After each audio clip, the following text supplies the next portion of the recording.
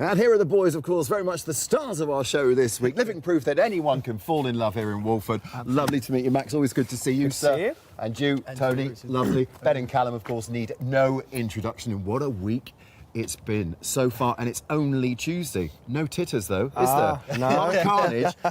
Monday, of course, last night we saw the Queen Vic party boat. Founder. Sinking on the Thames. We know there's a body bag on the bank of old Father Time. We know that one much-loved character will bow out in Friday's episode. And in the meantime, all the Walford dynasties get a chance to shine. You lads, as we saw there on Thursday, that's quite your moment. You're ramping it up, sir. Yes, the stakes are rising, definitely, aren't they? Yeah, so Thursday is kind of the Mitchell perspective of our week of the 35th. Callum being in chains, Keanu being back. So there's a lot of action to come, a lot of drama. A lot of drama indeed. Definitely. And of course we know that Phil is packing on the boat. And if you watched it last night, you know, as you said, the action flashes back and forth. So it takes place sort of 7 hours earlier, much of the drama that we will see unfold on Thursday, because we saw you last night running for the boat. Yes. Very confusing for an old boy like me who's been watching it for 35 years. Confusing really, for me, Rich, yeah, you're as well, stretching honestly. my grey matter. But I mean, obviously superb episodes last night. So much more to look forward to. How are you coping, all bloodied up and in chains with Keanu? Yeah. He's so I mean, obviously Callum is he's in a bit of a situation at the moment, but you know, we'll have to wait and see how he sort of fares. He might make the boat. He might get out there. He might get himself out a little dinghy. He RSVP'd. Yeah, he did. Yeah, he's meant to be there. Obviously, because I've been around the block so many times around the block, I should be on bricks, mate, to be honest. I've seen practically every episode of this show, and I do know, having talked to the cast over the years, that when there is a big stunt like this, whether it be the Vic burning down, let it burn, or whether, of course, you're bobbing up and down on this gin palace on the Thames, it's fantastic getting all the cast together for nights like that, isn't it? It is, yeah, it is. And I think that these whole series of eps were filmed over the space of 6 weeks, and normally our blocks are kind of 2 weeks long. So we really put all the punching power into it, and there were late nights, but everybody was kind of involved. So it made the whole process brilliant.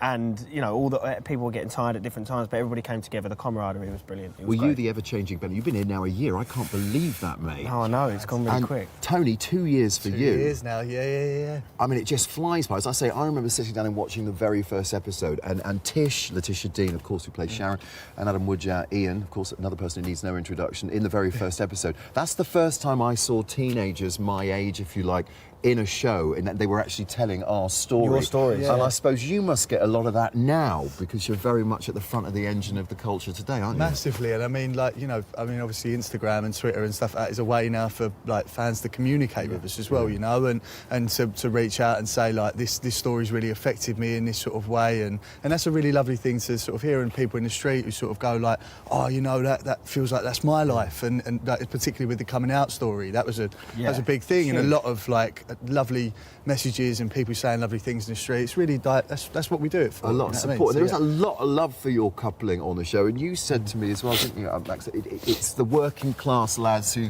happen to find love that people have really responded to. Yeah, and commonality, I think, Rich. I mean, like, exactly what I said to you, the story came out of two similar working class lads who both had problems in their families with their dads, and they came together, found a common bond, and you know, love can be born out of anything, I guess. They're both from that sort of broken background as well, you know. They've both come from sort of broken homes, like all that sort of thing, like a dad who doesn't really get it or understand them, do you know what I mean? And then they sort of found each other at the right times, do you know what I mean? So it's a really lovely thing. Well, the show, of course, has broken many boundaries over the years. My particular favourite was Kathy's knitting machine. I'm old enough to remember that. And, of course, there was the jeopardy of Lou Beale on a commode. Yes, that was one to watch. Yeah, so they've certainly ramped up the drama recently.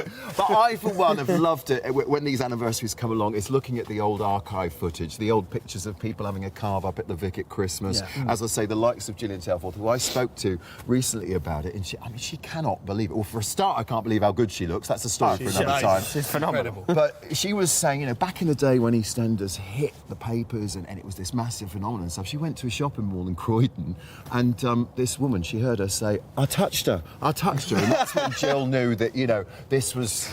I sometimes do that. I sometimes do that now when I touch. I just touch Gillian Telford. Yeah, well, when you're in the orbit of those big names, of course, you do a lot of your work with Steve. He's a legend, you know. It's hard to imagine the square without him. Yeah. Did he give you any tips when he started? Was it a bit like that? Yeah. No, I mean, listen, Steve is a powerhouse performer. He's a consummate professional. And ultimately, he just wants to get the best job done. So I think the great thing about Steve is he can turn any scene and any partnership to work because he knows exactly how to get the job done. And he's always been amazing with me, always.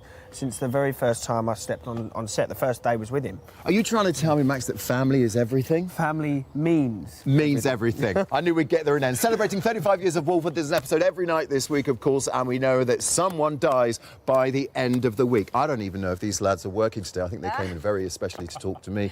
Not surprisingly, everyone at GMB. So I don't know whether you're going to make it, lads. But I'll tell you what, I could do with a body bag now. Freezing. Tell me about it. But nippy down there. Fantastic stuff, Richard. What was your favourite? Obviously, it's the